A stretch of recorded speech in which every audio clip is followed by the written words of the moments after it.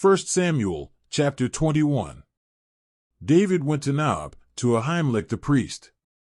Ahimelech trembled when he met him, and asked, "Why are you alone? Why is no one with you?" David answered Ahimelech the priest, "The king sent me on a mission and said to me, 'No one is to know anything about the mission I am sending you on. As for my men, I have told them to meet me at a certain place. Now then, what do you have on hand? Give me 5 loaves of bread, or whatever you can find.' But the priest answered David, 'I don't have any ordinary bread on hand. However, there is some consecrated bread here, provided the men have kept themselves from women.'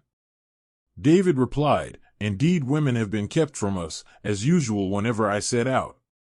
The men's bodies are holy even on missions that are not holy. How much more so today?' So the priest gave him the consecrated bread, since there was no bread there except the bread of the presence that had been removed from before the Lord and replaced by hot bread on the day it was taken away. Now one of Saul's servants was there that day, detained before the Lord. He was Doeg the Edomite, Saul's chief shepherd. David asked Ahimelech, 'Don't you have a spear or a sword here?' 'I haven't brought my sword or any other weapon, because the king's mission was urgent.' The priest replied, 'The sword of Goliath the Philistine, whom you killed in the valley of Elah, is here. It is wrapped in a cloth behind the ephod. If you want it, take it. There is no sword here but that one.' David said, 'There is none like it. Give it to me.' That day David fled from Saul and went to Achish king of Gath. But the servants of Achish said to him, 'Isn't this David, the king of the land? Isn't he the one they sing about in their dances?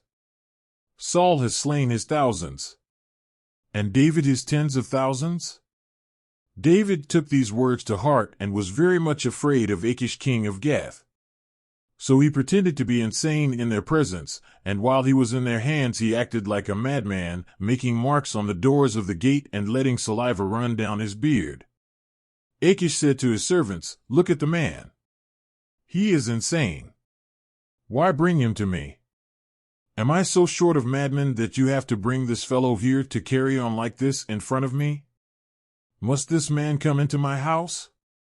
1 Samuel, chapter 22. David left Gath and escaped to the cave of Adullam. When his brothers and his father's household heard about it, they went down to him there. All those who were in distress or in debt or discontented gathered around him, and he became their commander. About 400 men were with him. From there David went to Mizpah in Moab and said to the king of Moab, 'Would you let my father and mother come and stay with you until I learn what God will do for me?' So he left them with the king of Moab, and they stayed with him as long as David was in the stronghold. But the prophet Gad said to David, 'Do not stay in the stronghold. Go into the land of Judah.'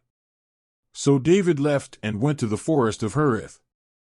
Now Saul heard that David and his men had been discovered. And Saul was seated, spear in hand, under the tamarisk tree on the hill at Gibeah, with all his officials standing at his side.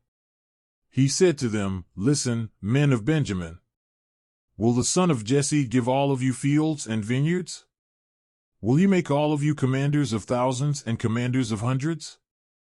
Is that why you have all conspired against me? No one tells me when my son makes a covenant with the son of Jesse.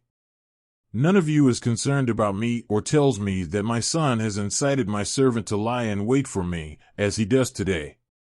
But Doeg the Edomite, who was standing with Saul's officials, said, 'I saw the son of Jesse come to Ahimelech son of Ahitub at Nob.' Ahimelech inquired of the Lord for him. He also gave him provisions and the sword of Goliath the Philistine. Then the king sent for the priest Ahimelech son of Ahitub and all the men of his family, who were the priests at Nob, and they all came to the king. Saul said, 'Listen now, son of Ahitub.' 'Yes, my lord,' he answered. Saul said to him, 'Why have you conspired against me, you and the son of Jesse, giving him bread and a sword and inquiring of God for him, so that he has rebelled against me and lies in wait for me, as he does today?' Ahimelech answered the king, 'Who of all your servants is as loyal as David, the king's son-in-law, captain of your bodyguard and highly respected in your household?' Was that day the first time I inquired of God for him? Of course not. Let not the king accuse your servant or any of his father's family, for your servant knows nothing at all about this whole affair. But the king said, You will surely die, Ahimelech, you and your whole family. Then the king ordered the guards at his side, Turn and kill the priests of the Lord, because they too have sided with David. They knew he was fleeing, yet they did not tell me. But the king's officials were unwilling to raise a hand to strike the priests of the Lord. The king then ordered Doeg, You turn and strike down the priests. So Doeg the Edomite turned and struck them down. That day he killed 85 men who wore the linen ephod. He also put to the sword Nob, the town of the priests, with its men and women, its children and infants, and its cattle, donkeys, and sheep. But one son of Ahimelech son of Ahitub, named Abiathar, escaped and fled to join David.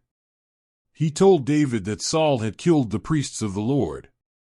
Then David said to Abiathar, That day, when Doeg the Edomite was there, I knew he would be sure to tell Saul. I am responsible for the death of your whole family. Stay with me, don't be afraid. The man who wants to kill you is trying to kill me too. You will be safe with me.